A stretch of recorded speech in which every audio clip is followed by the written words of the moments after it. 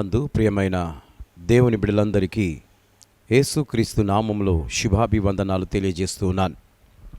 తిరిగి మీకు ఆత్మీయ ఆహారాన్ని అందించడానికి దేవుడు ఈ చక్కటి అవకాశాన్ని మీకు అనుగ్రహిస్తూ ఉన్నాడు. కాబట్టి మీరు జాగ్రత్తగా వాక్యాన్ని వినాలని ప్రభు పేరట మనవి చేయుచున్నాను. 2-3 వారాల క్రితం నహుము గ్రంథం గురించి నేను చెప్పడం జరిగింది. నహుము అనగా ఆ మాటకు అర్థం నెమ్మది, ఆదరణ, కనికరము అని అంటాం. అదేవిధంగా ఈ గ్రంథ రచన నహుమే రాశాడు.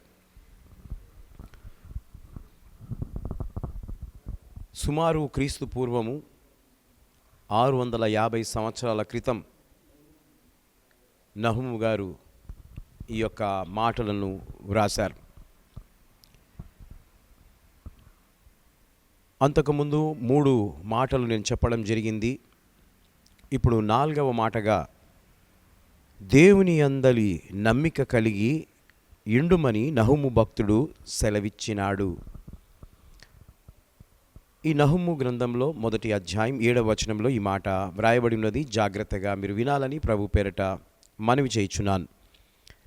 యెహోవా ఉత్తముడు, శ్రమదినమందు ఆయన ఆశ్రయదుర్గము, తన యందు నమ్మిక ఇంచు వారిని ఆయన ఎరుగును.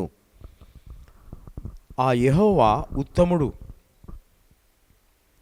శ్రమదినమందు ఆయన ఆశ్రయదుర్గము, తన యందు నమ్మిక ఇంచు వారిని ఆయన ఎరుగును. ఎవరికైతే శ్రమ సంభవిస్తుందో వారు మరి ఆశ్రయదుర్గముగా దేవుణ్ణి కోరుకోవాలి. తనకు తెలుసు, ఎవరైతే ఆయన మీద నమ్మకము ఉంచుతారో వారిని బాగా కనిపెడతాడు, వారిని బాగా తెలుసుకుంటాడు. ఈరోజు నీవు అనుకుంటున్నావేమో,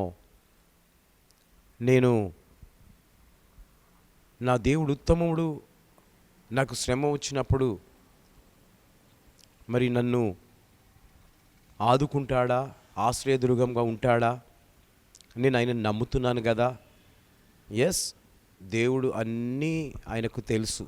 నువ్వు ఎంతగా దేవుని నమ్ముతున్నావు, ఎంతగా దేవుణ్ణి నమ్మడం లేదు, ఆయనను ఏ విధంగా నీవు పొగుడుతున్నావు, అవన్నీ కూడా బాగా ఎరిగినవాడు ఆ దేవాతి దేవుడు.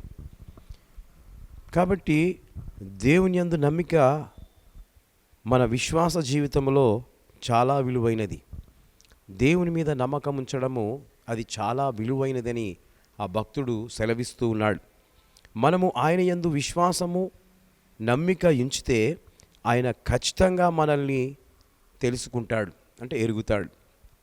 నమ్మిక మనకు సమస్తమును సాధ్యం పడినట్లు చేస్తుంది. నమ్మకము ఎలా ఉంటుందనంటే, మనకి ఏదైతే కాదు అని అనుకుంటామో అది సాధ్యపరుస్తున్నట్లుగా మనము చూడగలం. యేసు ప్రభువు శరీరధారిగా ఉన్నప్పుడు ఆయన దగ్గరకు రోగులు వచ్చినప్పుడు వారి నమ్మికను బట్టి వారిని స్వస్థపరచెను. నిజమే దేవుని బిడ్డలారా, ఎవరైతే ఎవరి మీద నమ్మకం పెట్టుకొని వారి నుండి సహాయం కలుగుతుందో అని అనుకుంటారో, అదే ప్రకారము మరి దేవుని మీద నమ్మకం పెట్టుకున్నట్లయితే వారికి ఎలాంటి రోగమైనా బాగైపోతుంది. కేవలము నమ్మకం అనగా విశ్వాసం. కాబట్టి ఈ మాటల ద్వారా మీరు ఎవరైనా సరే బాగలేనట్లయితే నమ్మిక మాత్రం ఉంచండి, ఆ దేవుడు మిమ్మల్ని బాగు చేస్తాడు. కనుక ప్రియ స్నేహిత, నామకార్థ భక్తి అనేది మనము చేయకూడదు. ఒకవేళ భక్తి చేస్తే నామకార్థంగా చేయొద్దు. పూర్ణ హృదయంతో ఆ దేవాది దేవుణ్ణి ప్రేమించాలి, పూర్ణ మనస్సుతో ఆయనను ప్రేమించాలి.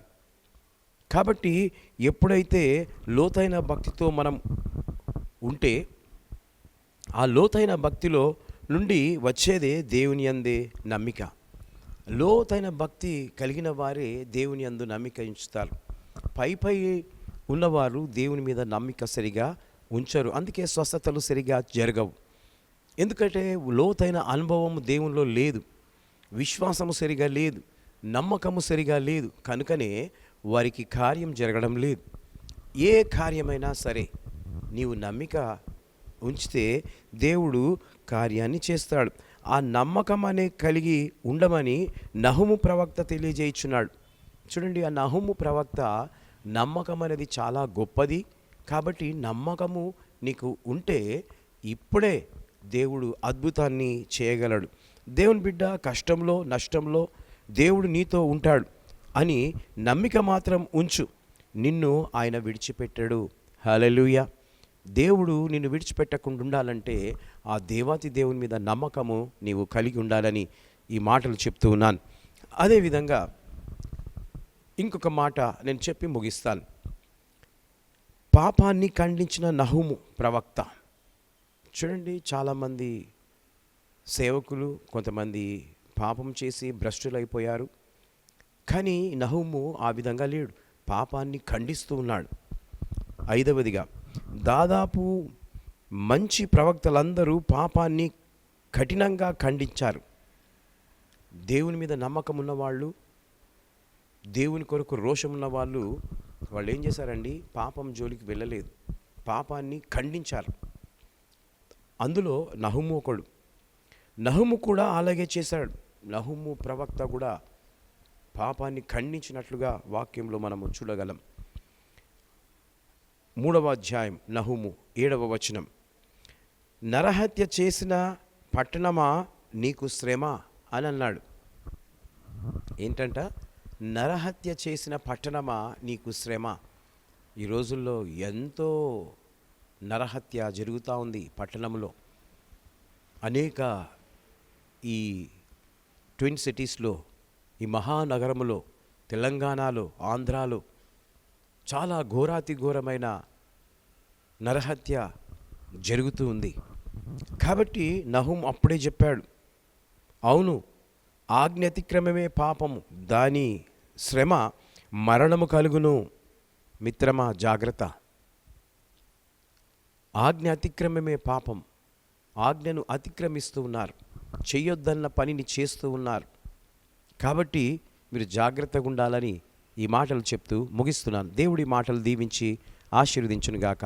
May God bless you.